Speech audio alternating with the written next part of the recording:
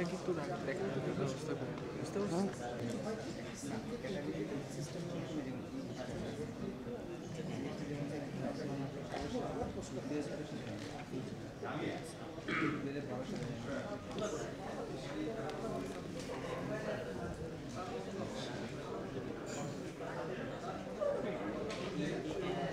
কোথায় ক্লিক করলে তারপরে সিকোয়েন্সটা কি দেখা যাবে, তো সেই জিনিসটা ওনারা তৈরি করবেন, তৈরি করে আপনাদেরকে একটা স্যাম্পল ওনারা প্রেজেন্ট করবেন, পূর্ণ আইডিয়াটা, মানে যে আইডিয়াটা ওনারা করলেন এই কাগজে লিখলেন সেই প্রিপেয়ার করবেন। ওনাদেরকে সাপোর্ট দিবেন হচ্ছে আমাদের সবার, ওনাদের পেছনে একজন করে ডেভেলপার আছে, সেই ডেভেলপাররা এটা প্রস্তুত করার জন্য হেল্প করবেন কিভাবে জিনিসটা করবে, এবং তারপরে আপনারা সবাই আমাদেরকে এরকম একটি ওয়ার্কশপের আয়োজন করে অনুরোধ করবেন, আমরা যদি সেখানে যাই আপনাদের আহ্বান পেলে পয়েন্ট হিসাবে কর্তৃপক্ষের নিকট জমা দেবেন।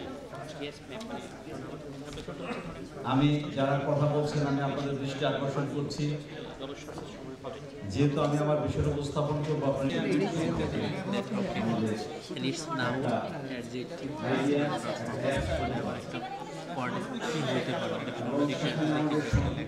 প্রথম মনিটরটা আসবে 11টার নাম, তারপরে 11টায় একটা ক্লিক করলে সেটার একটার আবার 10টা 12টা বৈশিষ্ট্য তথ্যগুলি আসবে।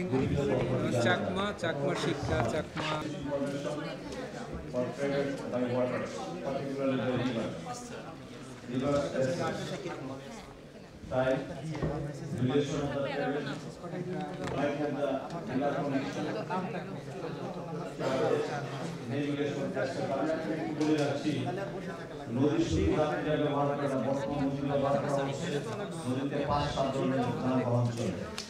আমি একটু শিখাই, আমার শিখ বাংলাদেশে ভারত আসা যাওয়া করে আমি পরিচালনা করি নিউ ওয়ার্ড পুশ নোটিফিকেশন, আমরা আমরা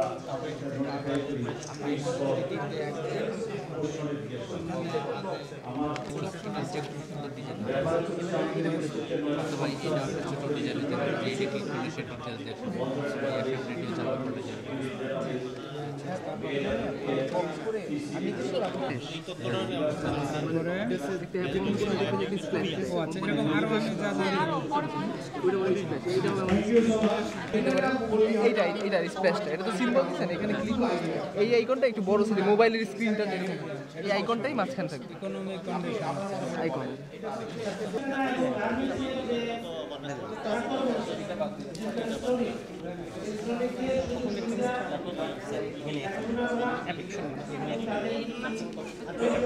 মিনিস্ট্রির নাম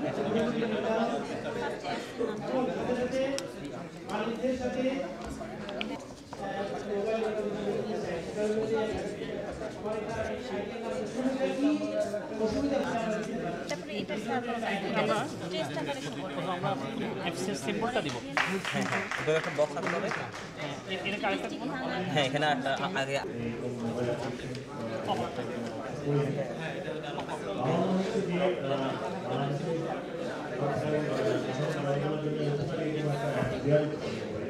calculation related to admission date বা অ্যাডমিশনের তারিখ সংক্রান্ত সার্কুলেশন থাকতে পারে। For applying joint Bangladesh arm forces, army, navy বা এয়ারফোর্সে অফিসার ক্যাডেট হিসেবে জয়েন করতে হলে কী কী রিকোয়ারমেন্ট, একজন সৈনিক, নৌ সৈনিক বা বিমান সেনা হিসেবে জয়েন করতে হলে কী কী রিকোয়ারমেন্ট, সেই রিকোয়ারমেন্টগুলো উনি মোবাইল অ্যাপসে সরাসরি জানতে পারবেন। এছাড়া এই ভর্তি সংক্রান্ত যে ফর্মগুলো আছে, এখন আপনার একটা সুযোগ হলো যে আপনি ফিরে গিয়ে সবার সাথে কথা বলতে পারবেন এবং এই আইডিয়াটা আপনি সবার কাছে দিতে পারেন। আপনার এই আইডিয়া সবাই গ্রহণ করতে পারে, এর সাথে কিছু যোগ করতে পারে, কিছু বিয়োগ করতে পারে, যাই করুন এটা করার পরে আপনি কর্মশালাগুলো সেটা আমি একটা মানে অ্যাপস তৈরি করতে চাই। এটা অ্যাপসের নাম আমি চাচ্ছি ইলেকশন অ্যান্ড এনআইডি সার্ভিস, যেটা ইএনএস। তো এই অ্যাপসের মাধ্যমে আমরা যে জিনিসটা আমি থাকবে সেটা হলো যে কোনো ইলেকশনের সময়, সেটা ন্যাশনাল ইলেকশন অথবা লোকাল উপজেলা রিজনাল যে ইলেকশন অফিস আছে, তো এখানে আমাদের বিভিন্ন ধরনের সেবা পাওয়া যায়। ইন্টারনেটের যে ধরনের সার্ভিস আছে, তো এগুলো কীভাবে আমি পেতে পারি, কোন প্রসিডিউর আমরা এগুলো জানো। মানুষ প্রথমে যায়, সরাসরি যায়, আমাদের অফিসে যায়, কিন্তু সে জানতে ওগুলা আমরা যদি এই অ্যাপসের মাধ্যমে যদি আমরা যদি জানতে পারি, সে সকালে মোবাইল থেকে সেই অ্যাপসে আমাদের ইলেকশন যে ইএনএস যে অ্যাপসটা আমরা যদি তৈরি করতে পারি, সেখানে সে এই সম্বন্ধে ইনফরমেশনগুলো সে খুব সহজেই পেতে পারে। তো আমার আছে। এছাড়া আরও একটা ওয়েবসাইট তৈরি হয়ে গেছে, আমরা 5 মিনিটের মধ্যে ওটা পেয়ে যাবো। সবাই এনকারেজ হবে।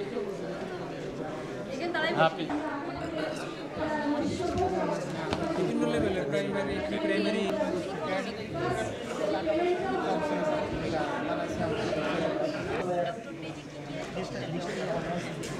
লোগোটা রাখলাম ঠিক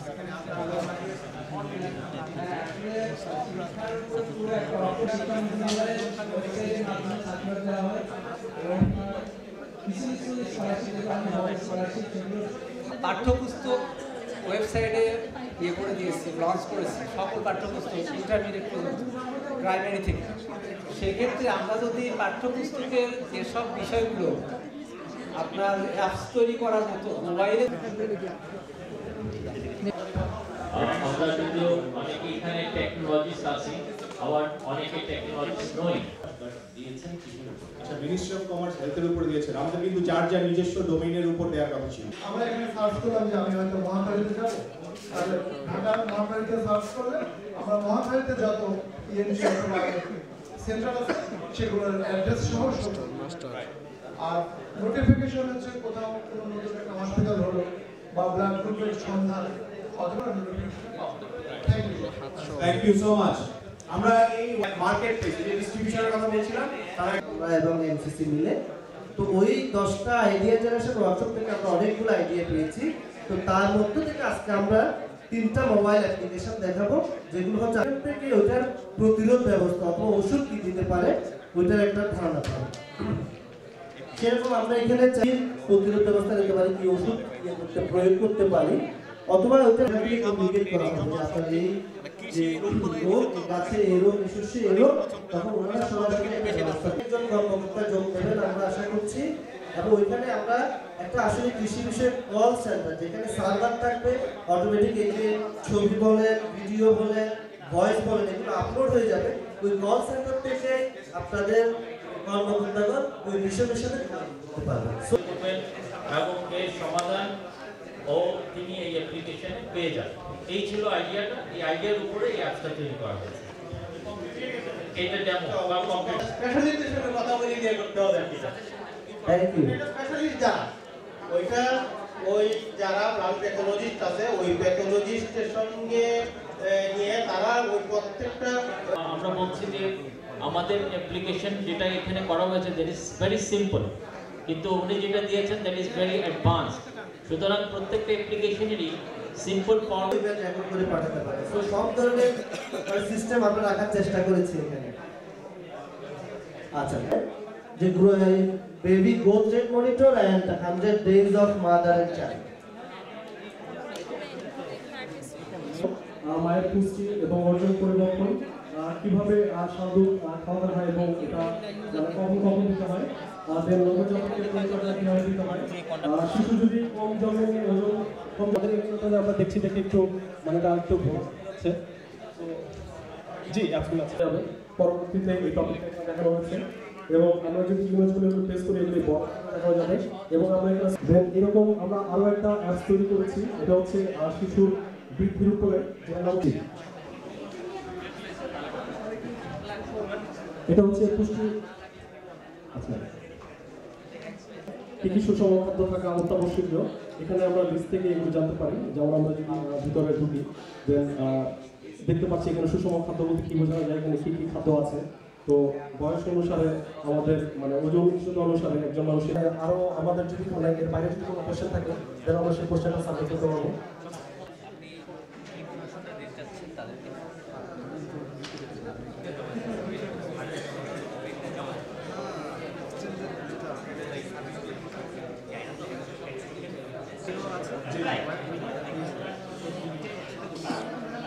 থ্যাংক ইউ ভেরি মাচ। আমরা মনে হয় যে আমাদের আপনি প্রোগ্রামটাকে কিভাবে সাজাতে পারেন, কিভাবে এগিয়ে নিয়ে যেতে পারি, সেই হিসেবে আমি এখন অনুরোধ করছি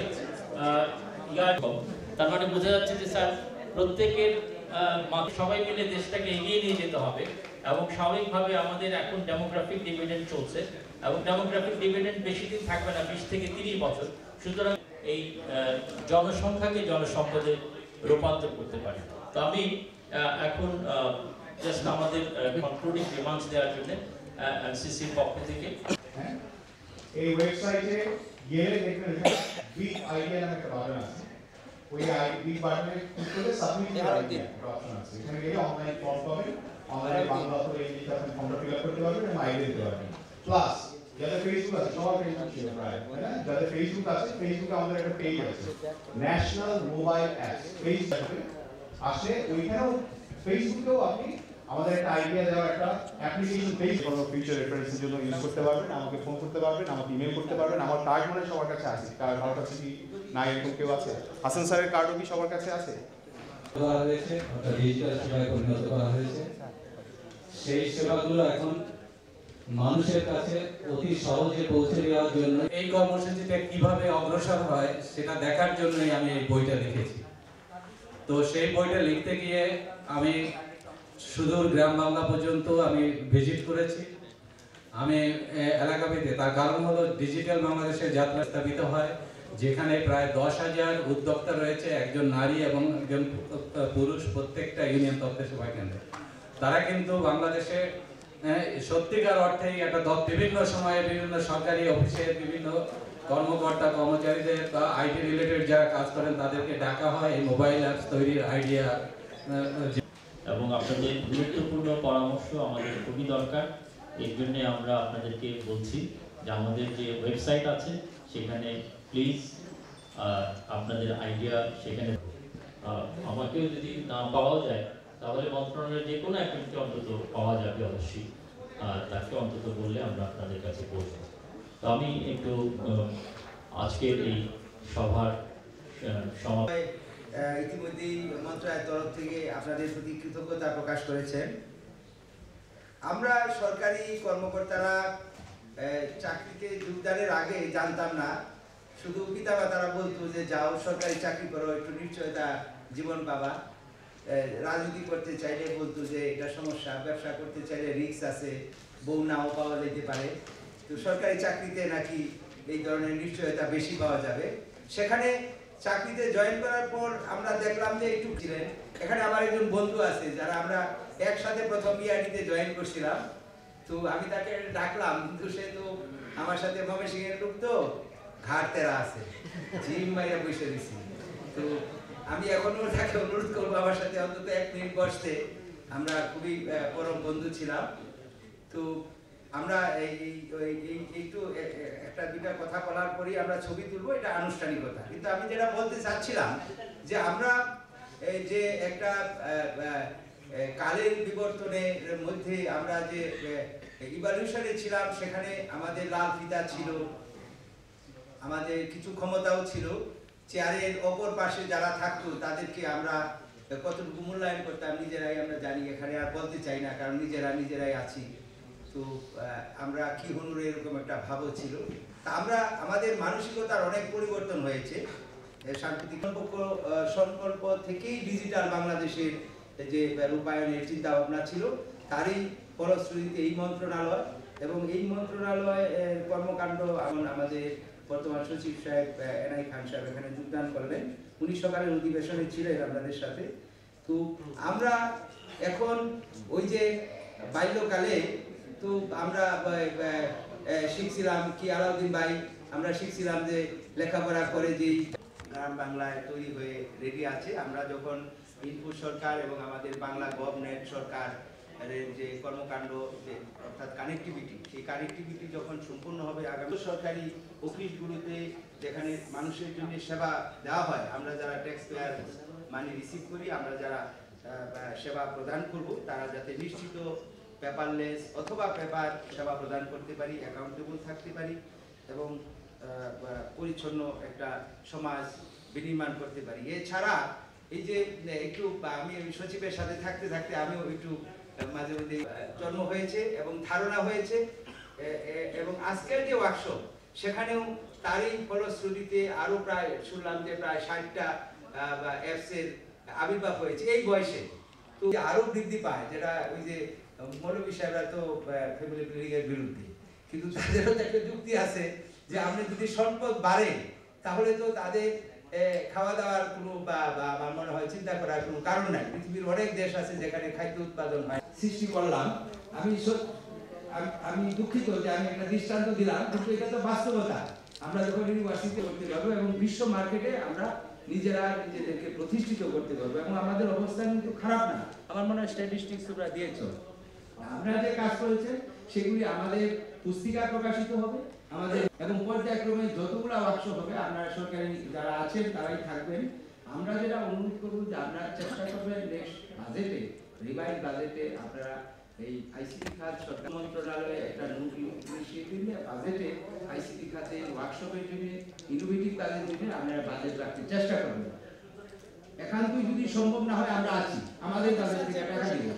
প্রশিক্ষণের যে খাতটা আছে, প্রশিক্ষণ আগে তো আপনি 2 বছর বা 1 বছর আগে আপনি চিন্তা করেন নাই, ওখানে প্রশিক্ষণ বলতে ইন্টারনেটের প্রশিক্ষণ বা টেক্সটাইল প্রশিক্ষণে আপনি যে সীমাবদ্ধতা, সরকার তো 10% বেশি বাড়ায় না, সরকারের তো সীমাবদ্ধ আছে 10 থেকে 15% আপনারা জানেন। কিন্তু আপনি যখন আইসিটির কথা বলবেন যে আমাকে এই করতে হবে উদ্ভাবনী আমার সরকারকে এই সরকার, তখন ফাইন্যান্সিটা বুঝবে, তখন তারা আপনাকে। তো তার সাথে স্কাইপেতে একটু ফ্রি কথা বলতে হবে। সবার কাছে বললাম, সবাই বললো যে স্কাইপে কথা বলা যায় ফ্রি, তারপরে ওই যে ভাইবারে কথা বলা যায় ফ্রি। আমার জয়েন করার সাথে সাথে বসার জায়গা নাই, চেয়ার নাই, টেবিল নাই, কিন্তু ঠিকই আমার ল্যাপটপ একটা দিয়ে দিচ্ছে অফিস থেকে। আমরা যারা গ্রামে যান তারা জানেন মানুষের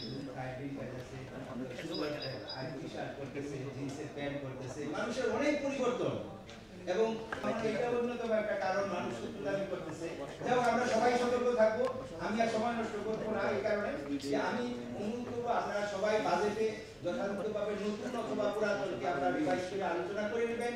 আপনাদের যদি বুঝতে কোনো কষ্ট হয় আপনাদেরকে আমাদেরকে অনুরোধ করবেন, বলবেন, আমরা টেলিফোন করলেও আমরা চলে আসবো। এই জন্য একটু বসি হয়তো না ঘুমায় না।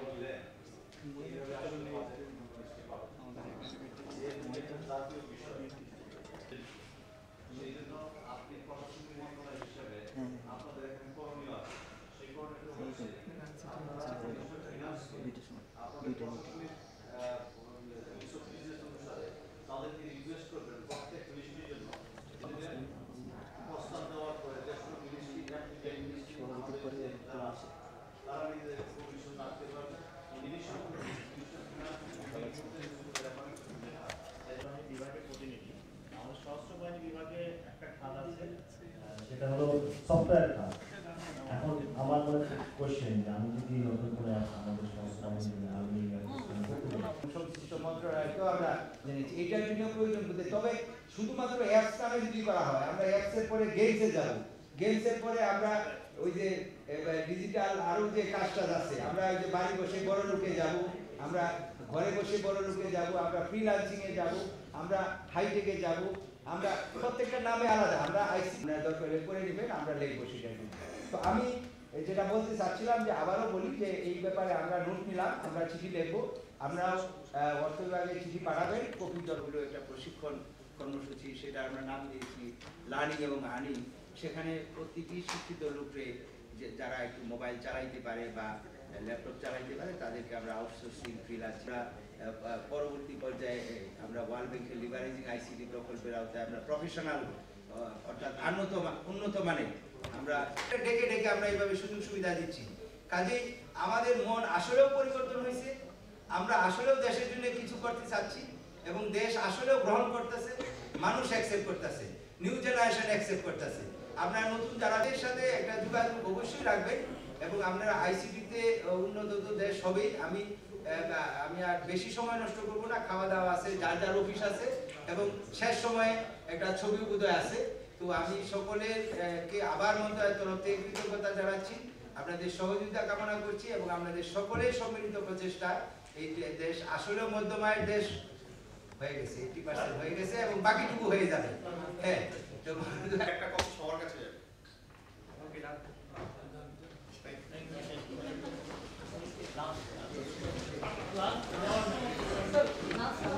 একটু হাত উঁচু করেন দেখি। ফিউ 25,000 প্রত্যেক অফিসের ইচ অ্যান্ড এভরি অফিসে অন্তত একটা করে দেব। দেওয়ার উদ্দেশ্য কি? আপনারা যাতে মোবাইল হন, অফিসে বসেই অফিসের কাজ করতে হবে, নট নেসেসারিলি গাড়িতে যখন থাকেন তখন যাতে অফিসের কাজ করতে পারেন, শ্বশুরবাড়ি যখন থাকেন, বাপের বাড়ি যখন থাকেন তখনও যাতে কাজ করতে পারেন সেটা। আমার সত্যি বলতে কি, আমাকে হাসতে পারেন, রসিকতা করতে পারেন, আমার স্বপ্ন যে আপনার অফিসে যাওয়া লাগবে না, কাজের দরকার, আপনার ডিম দরকার, ফিট খেলো কি খেলো না, না ঠান্ডার মতো ডিম পারলো সেটাই বিষয়। আসল দরকার বিড়াল কালো কি সাদার দরকার নেই, ডেংজিয়াংমি পেং বলছে, আসলে ইঁদুর ধরলে হয়। তো স্বপ্ন হচ্ছে যে ভবিষ্যতে এই হরতাল হলেও অসুবিধা নাই, অ্যাক্সিডেন্টের ভয় নেই, 12,000 লোক অ্যাক্সিডেন্টে মারা যায়, সুতরাং বাড়ি বসে অফিস করতে পারবেন। কেউ যদি চায় এফিসিয়েন্ট হয় একাধিক অফিসও করতে পারবেন, নো প্রবলেম। ঠিক আছে, 2টা বউ যদি মেনটেন করতে পারে, সবচেয়ে কঠিন কাজ, তাহলে অফিস 2টা কেন মেনটেন করতে পারবে না, তাই না? আর বউ অফিসিয়ালি থাকে, কারণ আনঅফিসিয়ালি থাকে, আরও কঠিন কাজ। সুতরাং আমার বিশ্বাস যে সেটা হবে, সেটাই সেই স্বপ্নে, সেই লক্ষ্যে আগাচ্ছি। সেই লক্ষ্য মানে 2টা বউ আমি এমনি সিমিলি বললাম, যদিও বেআইনি, কিন্তু এটা 1 বছর জেল, 10,000 টাকা জরিমানা, বি কেয়ারফুল। তাহলে এই লক্ষ্যে আগানোর জন্য কি করা দরকার? তাহলে মোবাইল যখন ডিভাইস থাকবে আপনার কাছে, আমরা চাচ্ছি যে অফিসটা ইউবিকুইটাস হবে, সর্ববিরাজমান, any time, anywhere, any place, any device, সেরকম একটা অফিস বানাতে হবে। লক্ষ্য যদি ঠিক না থাকে তাহলে কিন্তু হবে না। সেই লক্ষ্যের জন্য আজকে আপনাদের আনা। সেই লক্ষ্যের কি কাজ? কাজ হচ্ছে একটা মোবাইল ডিভাইস দিলাম, কিন্তু মোবাইল ডিভাইস তো বড় কম্পিউটারের মতো না, হালকা জিনিস বানাতে হবে, তাই না? সেই হালকা জিনিসগুলো হচ্ছে অ্যাপ্লিকেশনগুলো, মোবাইল অ্যাপ্লিকেশন বানাতে হবে। সেই অ্যাপ্লিকেশনের মাধ্যমে যাতে সেবা দেওয়া যায়। এতদিন আমরা ওয়েবসাইট বানিয়েছি, অনেক কিছু বানিয়েছি, এর সাথে অন্য আরও জিনিস, অনেক জিনিস লাগানো যাবে। মোবাইল ফোনের সাথে ক্যামেরা লাগিয়ে দিয়েছে, আরও কত কি, রেডিও লাগিয়ে দিয়েছে, ওই রকম আমরা এমন জিনিস লাগিয়ে দেবো যাতে এই কাজগুলো হবে। আবির সাহেব ভালো করে বলবে, টেকনিক্যাল ম্যান আছে। তাহলে এই অ্যাপস বানানোটা দরকার। শুধু ডিভাইস তো আমি যে কোনো সময় কিনে ফেলতে পারি, তাই না? কিন্তু আমার মতো করে যেমন আমি অ্যাপ্লিকেশন চাই সেরকম বাজারে কিন্তু পাওয়া যায় না। সেই দেশের লোকেরা বানাতে হবে, কিংবা অর্ডার দিতে হবে যে এই জিনিস বানাও। এটা হচ্ছে একটা জিনিস, কিন্তু এটার আমি 2 ভাগে ভাগ করি। একটা হচ্ছে আমাদের অফিস চালানোর জন্য একটা দিক, অ্যাপ্লিকেশন বানানো দরকার। আর একটা হচ্ছে অফিস শুধু গেলেই হবে না, অফিসের টাকায় চলে না আসলে। আমি যে 40,000 টাকা পাই, আমি হিসাব করে দেখছি ডেলি 1300 টাকা। আমার কাঠমিস্ত্রি, যদি ভালো কাঠমিস্ত্রি বানাচ্ছি, কয়েকদিন খাটটাট বানাচ্ছিলাম, ভাবছিলাম যে যদি আবার রিটায়ার করে চলে যেতে হয়, তা তো রেডি থাকতে হবে। আবার কোন সরকার এসে বলবে যে বাসা আউট, পুলিশ ঢোকায় দিয়ে বলবে যে ছেড়ে দাও, সেই জন্য রেডি। তা রেডি হতে গেলে কি হচ্ছে,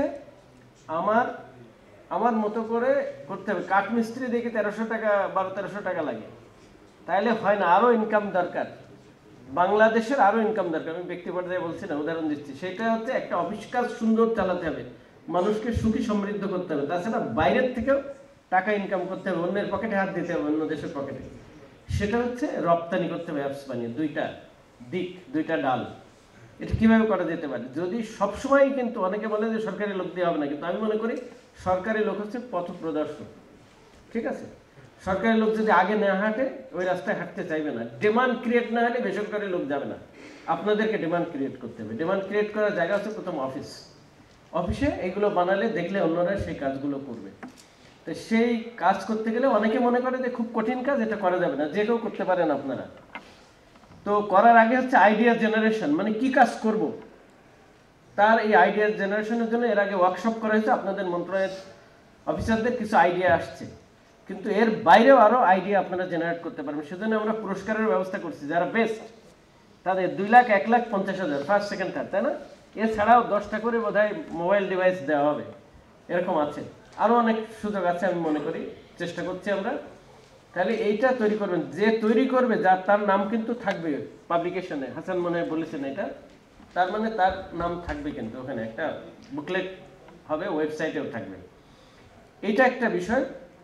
দ্বিতীয় আরেকটা বিষয় যে আমরা সকল অফিস কিন্তু হাই স্পিড কানেক্টিভিটি দিচ্ছি, আমার মন্ত্রণালয় থেকে কাজ করছি কিন্তু, এবং এই বছরের ভিতরে হবে। যদি মারা না যায়, যদি ওএসডি না হয়, যদি বদলি না হয়, বদলি হলেও তো কেউ না কেউ করবে, হয়তো স্লো হতে পারে। এটুয়াই আমি ছিলাম, কিন্তু আমি দেখছি তো কাজ করছে, তারা চেষ্টা করছে, তো অনেক সময় স্লো হয়ে যায়, আবার ফাস্টও হয়ে যেতে পারে, কিন্তু আমি চলে গেলে। তো আশা করা যায় যে সেই প্রত্যেক অফিসে হাই স্পিড কানেক্টিভিটি, সুতরাং কোনো অসুবিধা নাই। আরেকটা জিনিস আমরা করছি, আমি একটু লম্বা করে বলি, তার কারণ এটা আমার স্বপ্ন এবং আমার মনে হবে আমি প্রজেক্ট ডিভাইস ডিজাইন করছি। ইনফ্রাস্ট্রাকচার আগামী 15 সাল থেকে শুরু হবে, 1 লাখ হটস্পট করবো হাট বাজারের দোকানে, যেখানে আপনি যাবেন হাট বাজারে যদি টেলিভিশন দেখার জন্য যদি বসে চা খায় লোকে, আপনার গ্রামের বাড়ি যাবেন, যে দেখবেন চা খাওয়ার জন্য একদম প্রত্যন্ত এলাকায় বসে বসে টেলিভিশন দেখছে, চা খাচ্ছে।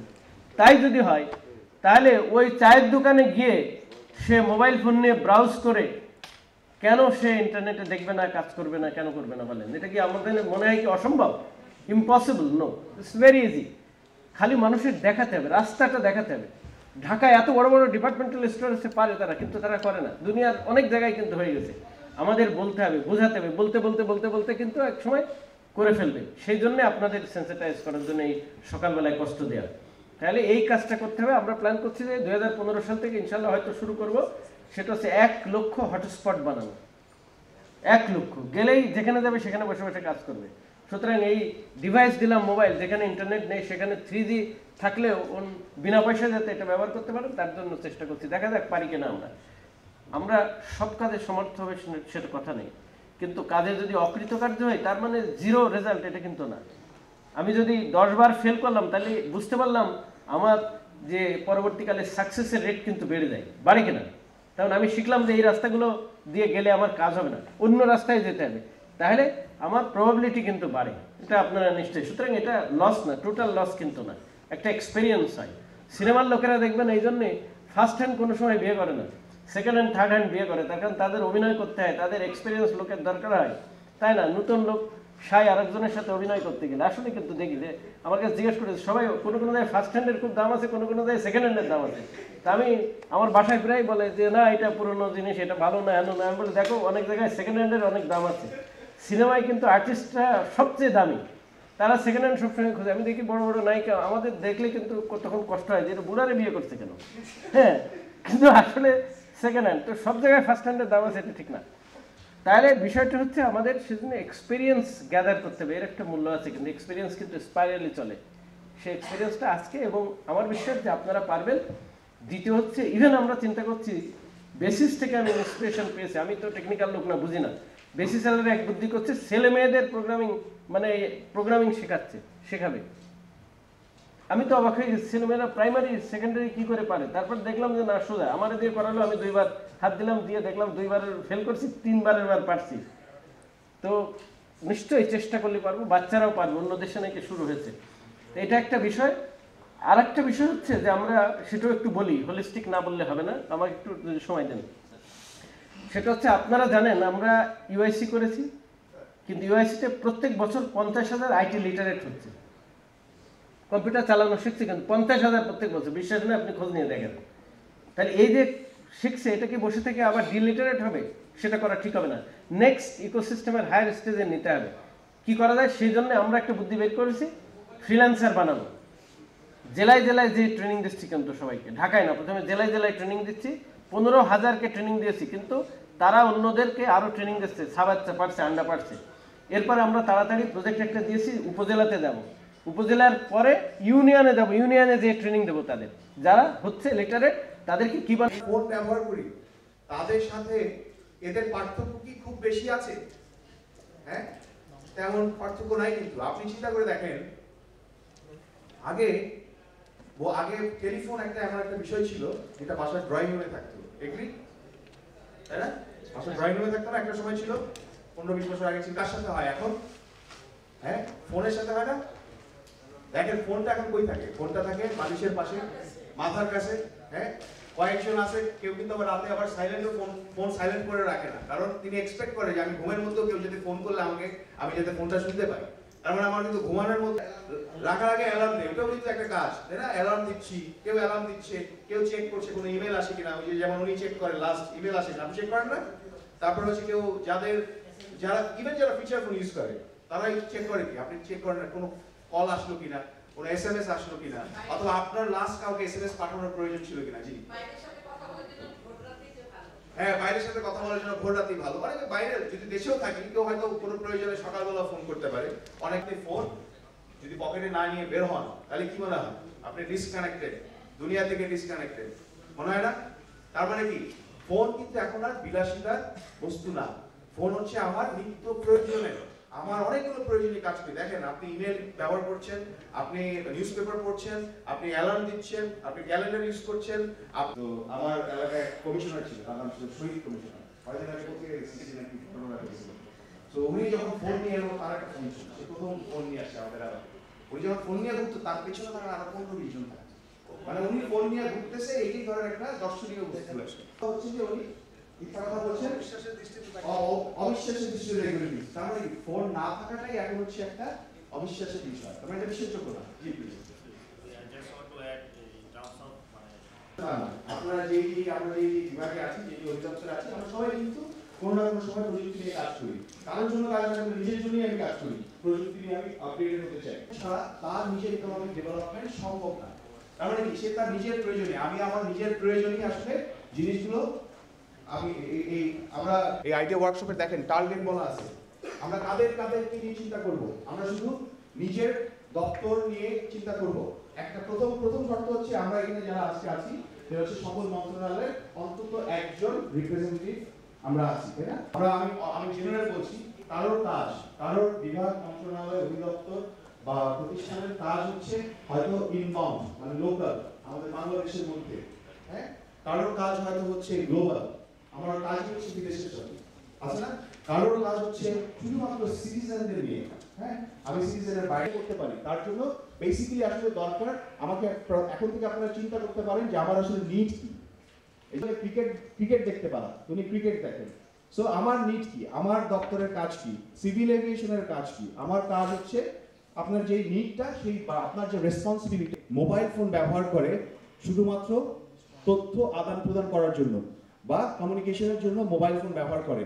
ঠিক একই দিকে তথ্য আদান প্রদানের জন্য আর কি মিডিয়া আছে, একটু বলেন কেউ বলেন।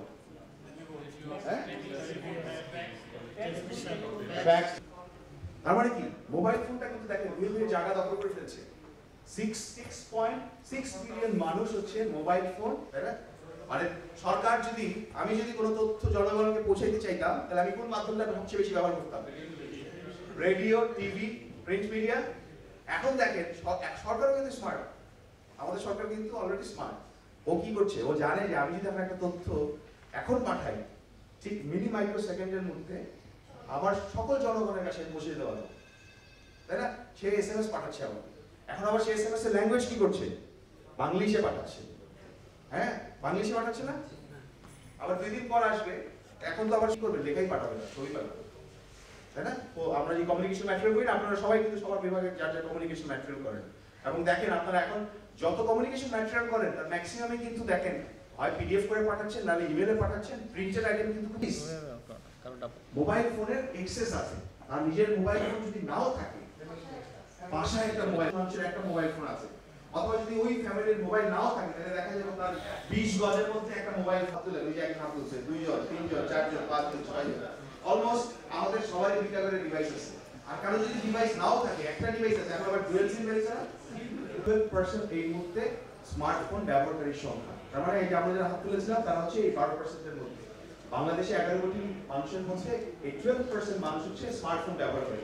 ধারণা করা হচ্ছে আগামী বছরের শেষের মধ্যে 35% মানুষ হচ্ছে স্মার্টফোন ব্যবহার করবে।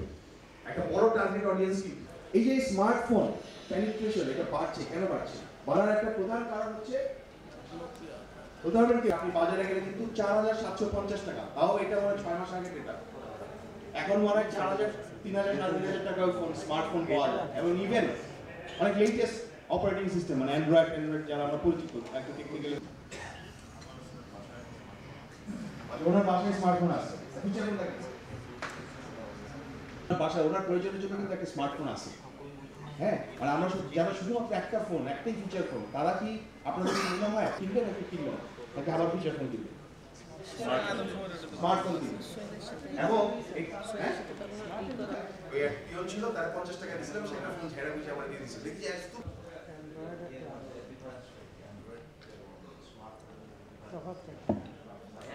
আচ্ছা, অ্যান্ড্রয়েড এবং স্মার্টফোন বলছি আমি, উনিও আর একটা ভালো ম্যাটেরিয়াল দিয়েছেন। এবং এই অ্যাপ্লিকেশনটা কিসের? যখন আমি মোবাইল অ্যাপ্লিকেশন বলবো, সেটা শুধু ওই অ্যাপ্লিকেশনটা মোবাইলের জন্য ডিজাইন করা। আপনারা কারা কারা ফেসবুক ইউজ করেন? হাত তুলবেন প্লিজ।